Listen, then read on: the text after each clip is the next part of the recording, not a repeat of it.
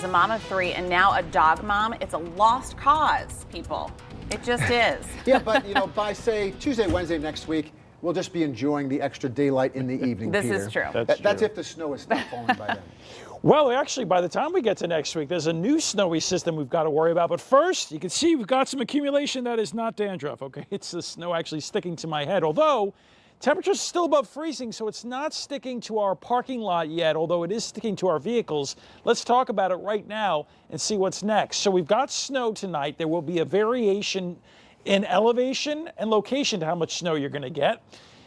And then the parade, only flurries. You're going to have to dress warmly, though, as you'll see. And then some snowstorm suspense. Well, we'll have to keep an eye starting late Monday night into Tuesday night. Road impacts. Overall, most of central New York, this is a light event. But as snow starts sticking at first, some slush and then snow coverage before road conditions get some help from our snow plows with road treatment and plowing, it will get a little bit snow covered and a bit iffy. But by the time we get to tomorrow, things should be fine. Speaking of tomorrow, if you're wondering, the warmest it's ever been on March 11th, 73, the coldest -1, and the snowiest 9.3.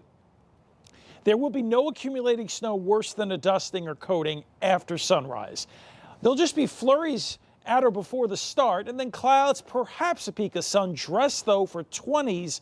That's what the wind chill is going to be. On the Fossil Service Experts Live Triple Doppler radar, you can see the snow over us right now, but as mentioned, by the time we get to tomorrow, most of it's over with. Let me step out of the way, and then we'll come back and talk about the next system.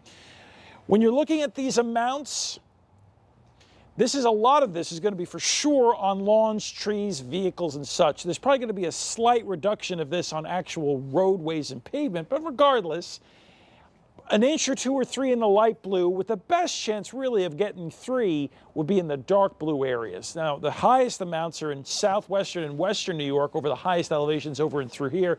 And zooming in for a closer look, again, if you're in the light blue, you're probably going to get a coating to 1 inch or 2, with the best chance of getting to 3, if you're in the light blue, would be on lawns and trees and closer to this dark blue area. And you can see the best chance for the 3 inches amounts down in through here, like the hill towns of Pompey and Fabius and Lafayette and Tully, etc. So that's that system. Our next weather maker is in 2 pieces far away. One is near Portland, Oregon, and the other one is just to the east of this swirl way out in the Pacific, and it's those 2 systems that'll eventually come together. Now, there's going to be some snow tonight over Montana, but as that system comes in from the Pacific, it zooms across the country, and then, yes, we'll have some light, wet snow and a little bit of light rain later Sunday night into Monday, but eventually that Pacific system will then be on the Atlantic shoreline and getting stronger. And it will get cold enough to get the opportunity of sticking snow. Now, exactly how this forms, how close it is to the coast or not, will ultimately determine whether or not we get a whimper or a whopper of a snowstorm. A lot of time to watch it. And the period to watch would be Monday night through Tuesday and Tuesday night. We'll see what happens. Stanley lost Skywatch. Well, our first snow system is over us right now. And watch for that slushy roadway this evening. Back inside.